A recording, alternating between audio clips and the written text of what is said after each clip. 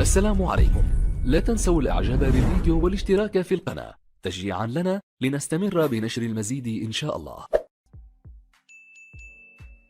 عليكم شباب، ذني 47 حني درجة أولى.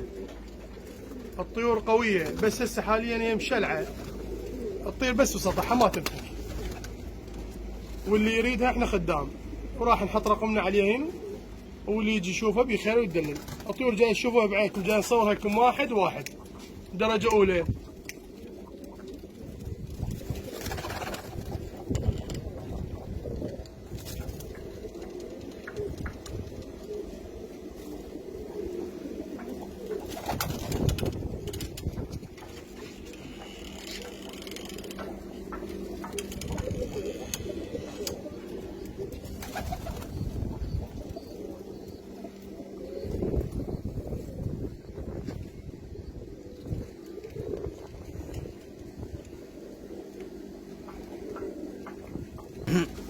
وايد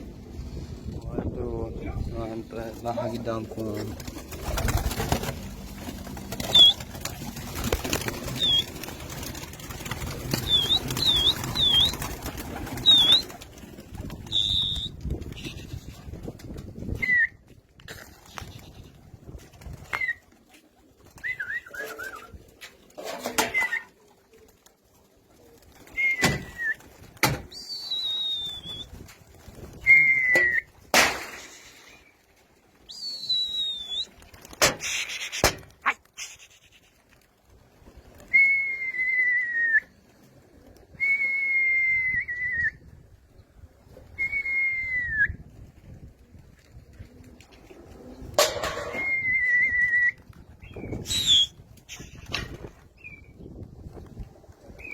عمي كيف لكم العباس؟ مشلعة ومتروكة، مشلعة هاي الطيور ومتروكة، حتى شمرنا لها طواي وهنا خلينا برج الداي.